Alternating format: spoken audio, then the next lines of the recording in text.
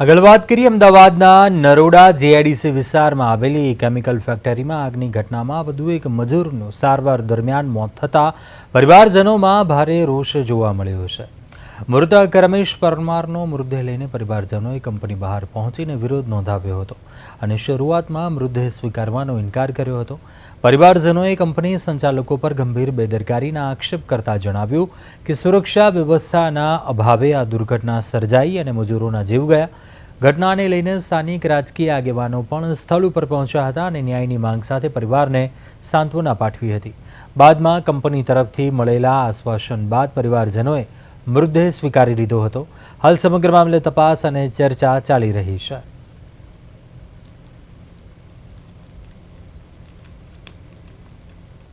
માન્ય પાયલબેન ધારાસભ્ય શ્રી બોલો નરોડા।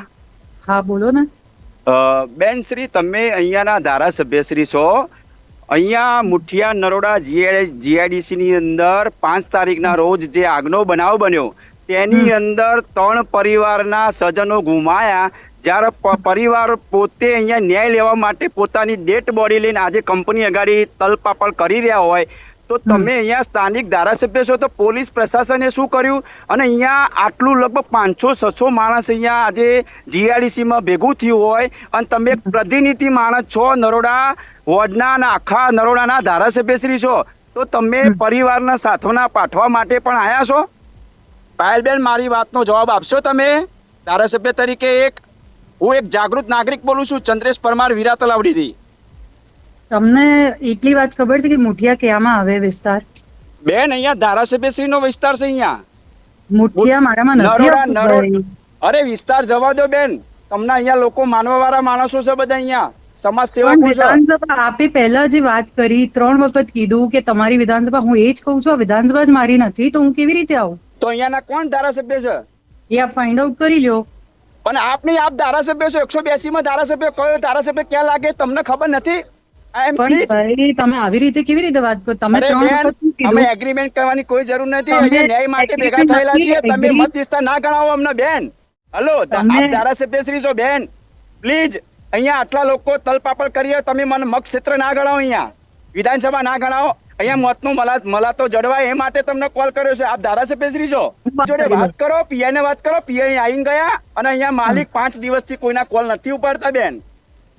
મને ડિટેલ્સ જનતા પાસે વોટ લેવા માટે જે તો હાથ જોડીને આપણા લોકોને વિનંતી કરતા હોઈએ છીએ નથી, તમને એ જ સમજાવું અને આ વિસ્તાર ના આવતો હોય એવું મને લેખિત તમે આપજો ધારાસભ્ય તરીકે। આ વિસ્તાર મારો નથી આવતો એવું આપી દઈશ। તમે પાયલબેન એક જાગૃત નાગરિક છો અને એક જાગૃત નાગરિક તરીકે તમને ચૂંટીને મોકલ્યા હોય, જયારે પરિવારને ન્યાય ના મળતો હોય, જયારે તમે મત ક્ષેત્રની વાત કરો છો અને વિધાનસભા, આ તો પોલીસ ડિપાર્ટમેન્ટ ધારક આની હદ અહીંયા આટલા આવી, આ પોલીસની હદ આટલા એવી જ તમે વાત કરી। એક ધારાસભ્ય તરીકે અમે આશા રાખીએ છીએ કે અમને પરિવારને ન્યાય મળે આ બાબતમાં।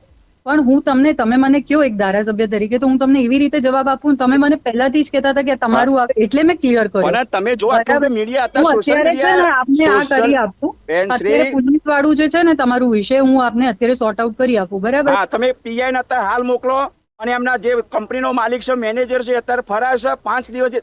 પોલીસ ધારા તો બેન પાણીમાંથી પગલા ખોરી લાવે એટલી મને ખબર છે, બરાબર? આપ ધારાસભ્ય શ્રી છો નરોડાના, વહેલી તકે પરિવારને ન્યાય મળે એ બાબતમાં કામ કરો અને અત્યારે હાલ નરોડા પોલીસ સ્ટેશનના પીએન તમે અહીંયા મોકલી આપો।